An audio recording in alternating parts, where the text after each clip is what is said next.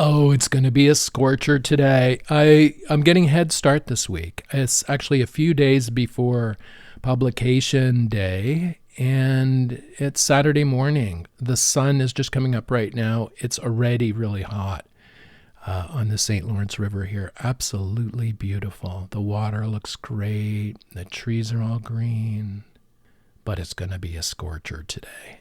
This is a show about jewelry, why we wear it, why it matters, how it's made, and what it means. I'm Alex D, and I turn cannabis into gold. I make mind-blowing jewelry in gold, silver, and platinum from cannabis plants here in Canada for stage, screen, for people who want to rock crazy jewelry. I'm the Cannabis Goldsmith.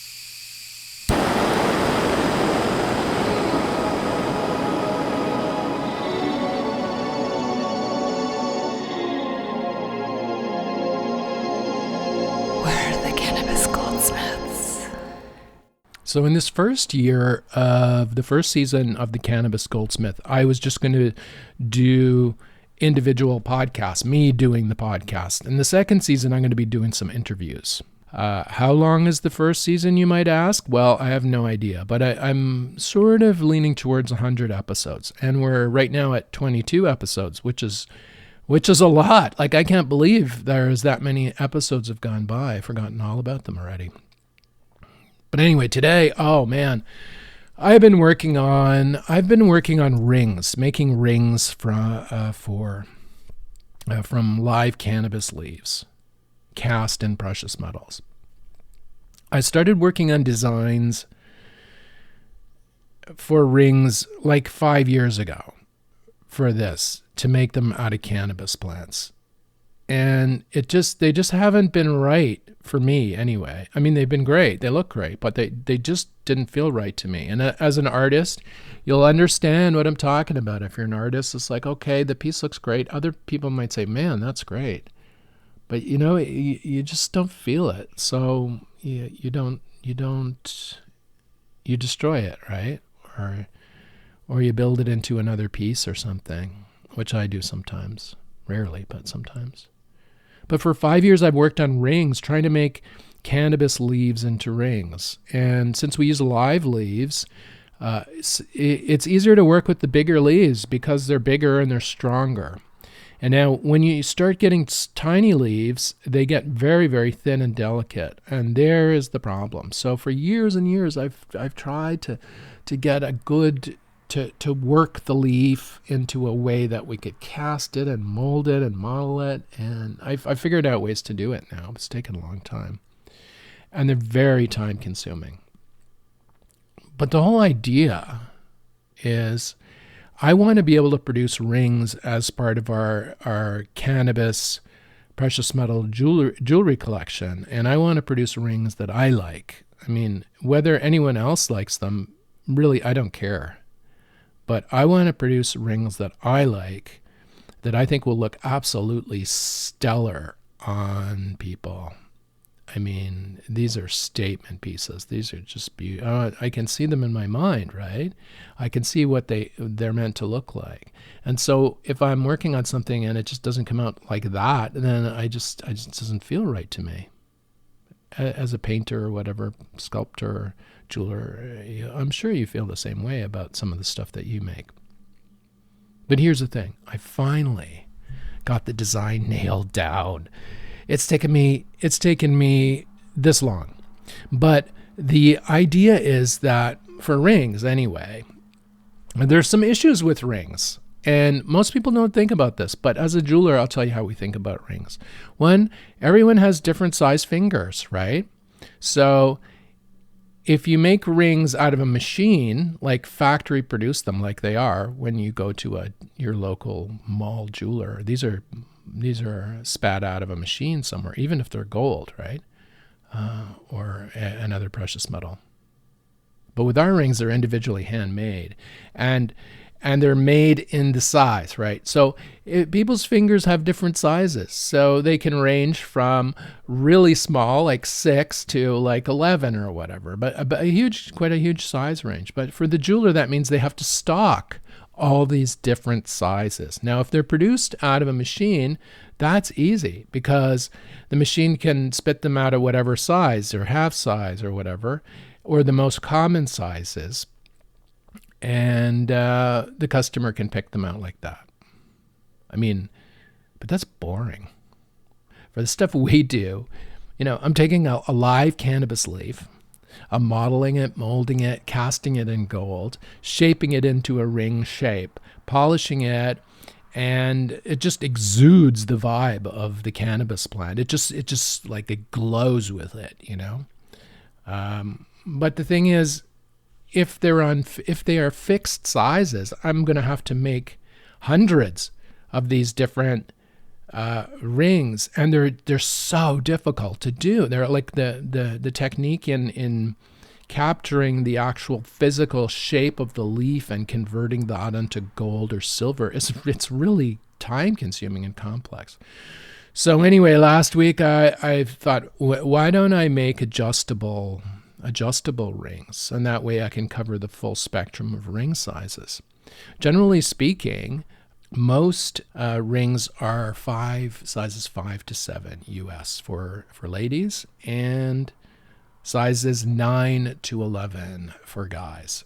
So I thought if I could make an adjustable 5 to 7 ring for the ladies and an adjustable 9 to 11 ring for the guys, I would have all the bases covered.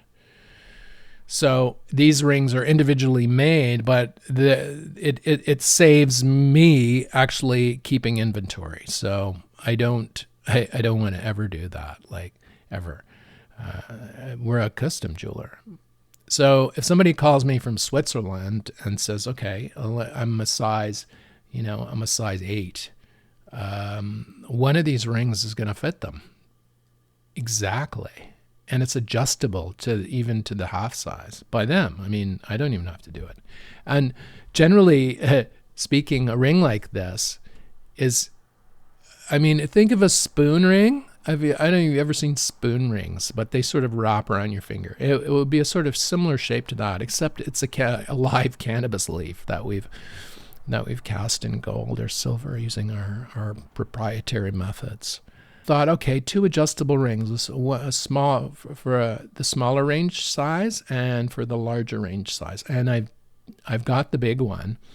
The larger size one is locked down now. So that the men's, the dudes' sizes, I've got that all sorted now. So I just have to make one master to look at it in gold or silver and see how it feels in the finger. Look at it in different ways. And like with all our pieces, I'm also a photographer, so I photograph everything, and I'm really concerned about how things look on camera and how they look on video. And that's what separates our jewelry from the tribe jewelry from other jewelry. It's like they don't think about that. We think about that. We think how it looks in the light, how it looks in daylight, how it looks in the dark, how it looks from different angles, where we've photographed the pieces so we know what they look like, and we know what they'll look like in your Instagram feeds when you're wearing the piece. So we think about this stuff, right? Other jewelers don't. But anyway, these leaf rings are going to just be like statement pieces and just beautiful. So I even want one for myself. So what I think I'm going to do is I'm going to run a gold one as a test, and just to see these characteristics, to see how it feels and see how it looks in photography, and I'll keep it for me. I haven't, if you've seen any of the videos on our Instagram page from the bench, I don't wear jewelry when I work because it's hard, and you don't want to damage your own jewelry when you're doing work. This is a tip to you folks. Don't play beach volleyball while you're wearing expensive diamond rings or whatever. That's just a tip. Or gardening. Take off the jewelry before you do anything like that. The jewelry isn't meant to take it. So just saying, keep that in mind. Jewelry's strong, but with volleyball, it can just fly off your finger. And other times you can just dig it into the ground and not even realize it if you're gardening. So watch your jewelry. But anyway, where was I? Oh, shit. Yeah. Oh, these adjustable rings. I think for Christmas this year, I'm going to make myself one of these rings. And this will be the test ring. So I'll be able to look at it and see it and then photograph it and then own it too. So I don't wear a lot of rings while I work, but when I go out, I rock a big bracelet or a big chain around my neck sometimes. So anyway, that's how I think about rings and everything. It's taken a while to get to this design, but the design is good because it saves us from making hundreds of rings that sit in a box somewhere, which is we're not going to do. We have no inventory, so we're a custom jeweler. And then our clients around the world are going to be happy because this is a ring they could give easily to somebody, even if they know vaguely what the ring size is of the birthday boy or birthday girl. They'll capture the right ring size with this ring because it's adjustable and it's a real statement piece. If you love cannabis, these rings are going to be amazing. I'm so happy. I'm so excited. It's taken so long to get this right. And the men's ring is done. And then by done, I mean, I make one, and if I'm happy with it, I know what I've done to make the one. So I can make it again quickly. It won't take 6 months next time. I can make it quicker, a day or 2 days. I can put together a good, the ring, right? Again, from the one that I'm happy with. But there's no inventory. So it's like bespoke jewelry manufacturing, custom made shit. That's why people like it. But anyway, this ring is going to be wicked. So if you're holding a microphone and you're on stage, people are going to see this ring. They are going to see it. It's a statement piece. It's beautiful. As with all our stuff, it's going to take maybe this one. Let's see how it goes. I was going to say it'll take probably about a month to 6 weeks to make one for you if you put in an order with us. Except over the Christmas period, it's going to be busy. These rings are going to be selling quickly because they're adjustable and they will fit whoever you're going to give it to, pretty much. Also, we make very few pieces a year, so the value of these pieces is built into the pieces. Like there's only so many we can make, right? And they're all made individually by hand. They're not spat out of a machine. So the value is built right in. Anyway, today's going to be scorchingly hot. So I'm going to go into the workshop where it's dark and kind of cooler. I'm going to finish off the smaller size version of the leaf ring. The leaves that I'm using for this ring are, this year I've been unable to get a good narrow sativa leaf for these particular products, for these rings, and that's what I need. So I've had to look in the plant deeper and deeper into the plant itself to find smaller and smaller leaves to cast in precious metal to look good as rings, not to be too fat or wide or thick or on the finger, but yet have some excellent characteristics of the leaf and leaf structure, the leaf and the edges and the veins of the leaf and stuff. This has to be apparent. So I've had to go deeper into the plant, deeper down, and I found leaves, the newest leaves, the new leaf, right? When the cannabis plant is growing, or any plant, and they just put out these delicate new leaves at the very top, usually of the stalk or the plant. And these new leaves are thin enough for these rings. They have the ideal shape, but they're so delicate. Like they're so, you know what I'm talking about. They're like velvety and soft, and like the slightest touch they're like butterfly wings, right?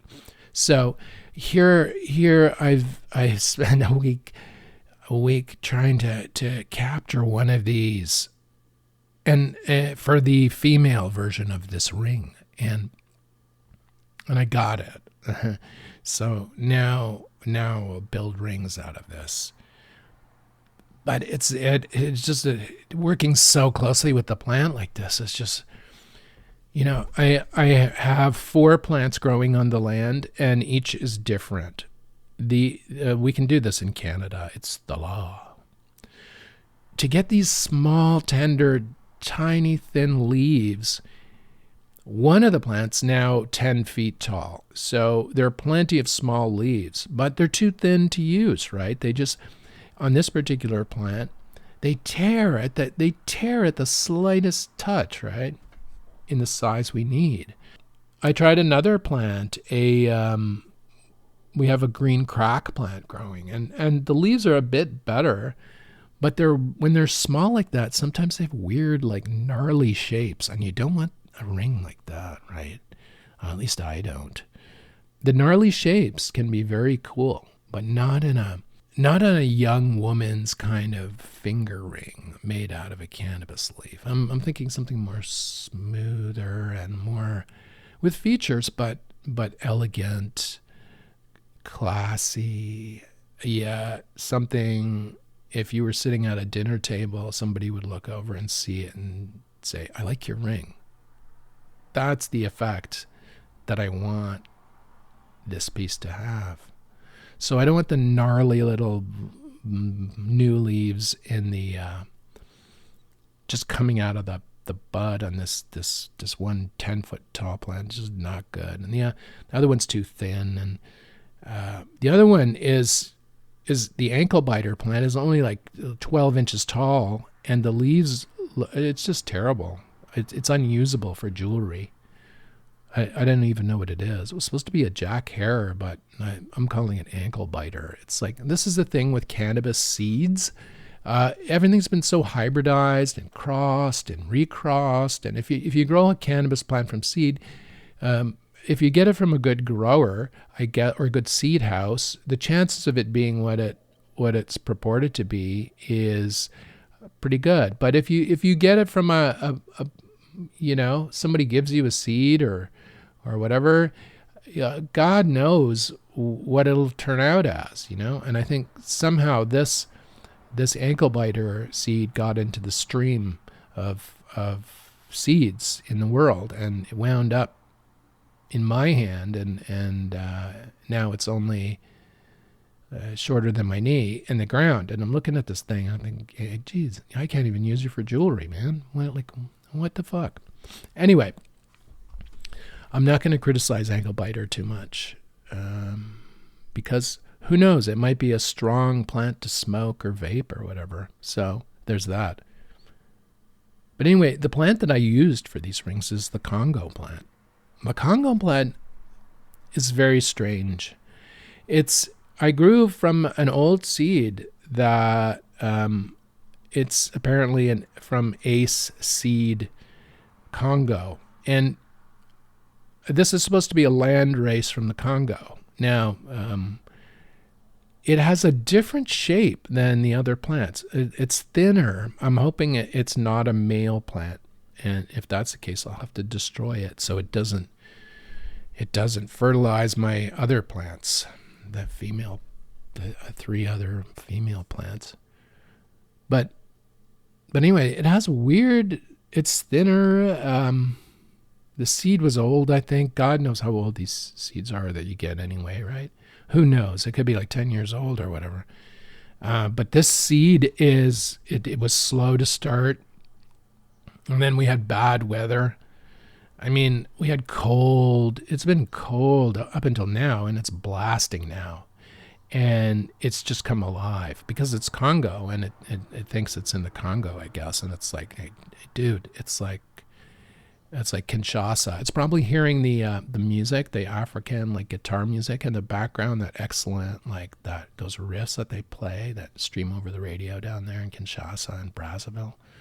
It's thinking, oh man, let's go down to the river, let's hang out, and let's maybe swim in the Congo River a bit. Let's like this is what the plant is thinking now that the weather's warm, and it's just taken right off. So I was there looking at it, and I found these small leaves, these new leaves coming out of it that have a thickness that I could use in the rings. So the male sizes, the adjustable size range is from a Congo plant, and the girls one as well. It's going to be they're going to be great. This is a really, thankfully, one out of the 4 plants worked. Otherwise, I would have been like stuck with no ring design for this year. But anyway, it all worked out in the end, it seems.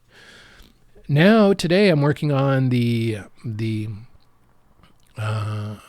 female version of this adjustable size ring. And while I was working on it yesterday, I thought, okay, I mean, the leaf is on the outside and the leaf structure, but on the inside of the ring, it has to be smooth because it's on your finger. You can't put that, well, you could, but it just doesn't feel right. If it's rough, like the rough surface of something on the inside of a ring band won't feel good to you. Trust me. This goes with engraving in bands too. If the engraving is too pronounced on the inside of the band, it's going to be uncomfortable until your brain tunes it out and you forget completely about it. You don't even know.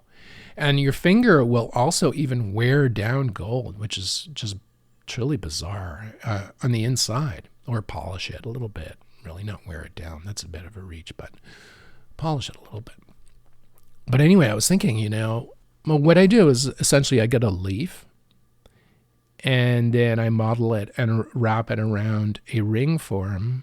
So it's round like that, and then we cast it in gold, right, or silver. Now, because it's round in shape, when we cast it, when the metal's poured into it, it's already in the ring shape. It closes off a lot of opportunities to me as a designer. So I'm thinking maybe I should cast them flat, like just as the leaves are, flat. And that way I can engrave stuff on the inside of the band. And I'm thinking, ooh. So this is an idea. So since these are one-of-a-kind pieces, right? I'm thinking on the inside, what can I do on the inside? Maybe I should do something by hand on the inside, hand engrave. Maybe I can draw out engraving and then use the industrial laser to engrave it into the inside of the band.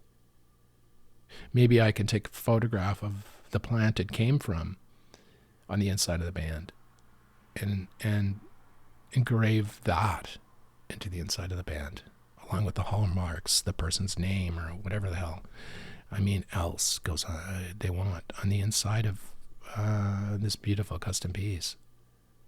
So these rings are just going to be just crazy good. I'm like, I'm so excited about them. So I'm going to experiment a little more. Right now, they're ready to go for Christmas, pretty much, the man's sizes. But the women's sizes, probably by this week, I'll have one ready for a test. And probably silver, small one. And another bigger one in gold, and we'll see what happens. But also flat. I'm going to try and I'll draw some designs. I like this hand-drawn sort of stuff. And I'm not an artist, really, a drawing artist, but I think if I write some things on the inside of the ring band about the plant or something, it's still congealing in my brain. Congealing. There's an image. It's still sparking in my brain as to how to put what kinds and types of engravings to put on the inside, but they have to be handmade. So maybe I'll get a sheet of one of my books or whatever and just draw out like some almost not Keith Haring-y stuff, but just line art. Just draw some line art on the inside and leave an area open for the hallmark and the person's name if they want their name engraved in it. We'll do that too before we send it out to them. anywhere in the world. If you want something from us, if you want us to make you something special from cannabis plants here in Canada, make a beautiful jewelry piece in precious metals. We're Tribe. We're the Cannabis Goldsmith.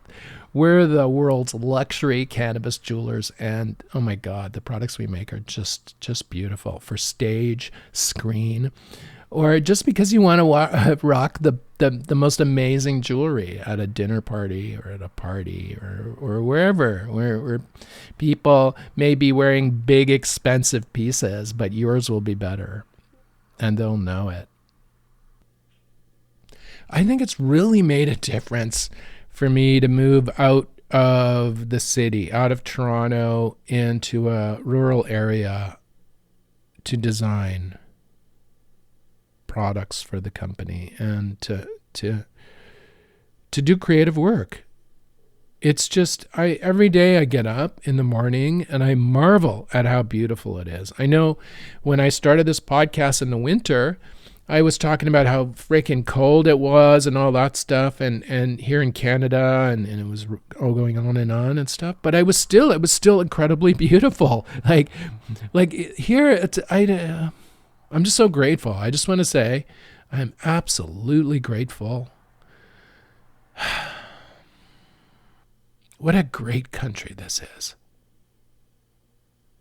I mean, here on the St. Lawrence River, it's so beautiful. Like this morning, the sun is coming up right now as I record this. It's just crazy beautiful. There are people all up and down here, the campers. Like there's little campsites around where people are camping. There's Upper Canada Village. They're all visiting the old ancient village that's been recreated, and it's just like it's nice. There's boats all over the river. People fishing. The restaurants now, it's warm here now in Canada, so the patios in the little towns are open if they have them. But it's not Toronto. It's not the big city. Now I think of Toronto, I think of a big smelly city. Like New York is a big smelly city, or Chicago, or I won't say Montreal because Montreal's smelly sometimes, but it's not big. But the big smelly city. Like if I have to go in for supplies, I just dread it. Like I would rather pay a courier to bring like tools to me than I would love to go back to the suppliers and walk around the shops and pick stuff off the shelves and put it in the shopping cart, right? Like, while you're there, you can find stuff that you never thought you would need, but you later really do, right? And that's what I love about shopping in person at these tool shops in the big city in Toronto. As a jeweler, as a designer, as an artist, and I don't get that here. It's like, God, shopping online for this stuff is sufficient, but it's just not the same. So yeah. Anyway, I was thinking, should I go into Toronto? I need to get more molding materials, right? And no. I'm going to stay here for now. I think it's too beautiful. It is absolutely beautiful. I mean, every morning for the last 2 weeks, there have been little bunnies out eating grass. I'm like looking at this, I'm like, what the fuck? Like there's little bunnies eating grass outside in the morning. Like real bunnies, like and squirrels and birds, and the trees are all fully leaved, and the river's flowing by, and it's heaven. Canada is a beautiful place. Come visit Canada. Come to Canada. I mean, our area is stunning, but I mean, people from other parts of Canada will say their area's better, and rightly so. Like, people, the locals know their area is the best, right? But wherever you are in the world, you should come visit Canada someday, because it's the most beautiful country in the world. I am telling you, and you probably know this deep inside anyway, don't you?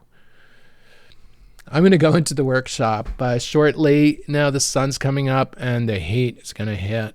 I'm going to work all morning and then getting these leaves ready to send to our master goldsmith to test cast them and see how they come out as rings. I think what I'm going to do is I'm going to do 2 round ones that already shaped in a ring shape, and then two flat ones that I'll engrave the backs of with some really detailed, super detailed design that I will draw out on paper and then laser etch into the backs. And on the finger, it'll, like I said, the rough parts on the inside of a ring are not, if it's too rough, it's no good. So what I'll do is I'll engrave the patterns in the inside, and then I'll buff them smooth so you won't feel them.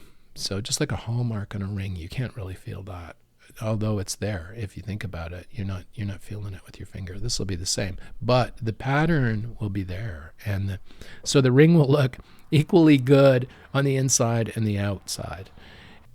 The Cannabis Goldsmith is produced by Tribe Communications Inc. in the Thousand Islands area of Ontario, Canada. You can see what we do at tribe.ca. Send us an email, alexd@cannabisgoldsmith.com. Thanks for listening, and we'll see you next week on the Cannabis Goldsmith.